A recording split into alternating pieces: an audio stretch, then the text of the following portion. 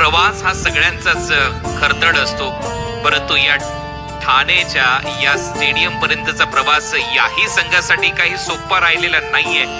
ते दूरवरून आले, परंतु सगळ्यांच्या मनात एक घर करून गेलं. म्हणतात ना, कोकणची माणसं साधी भोळी, परंतु ही साधी भोळी माणसं या प्रो गोविंदा लीग मध्ये देखील खूप चांगली कामगिरी करतात. स्वागत करूया हिंदुराज गोविंदा पथक जाळगाव दापोली रत्नागिरीचं.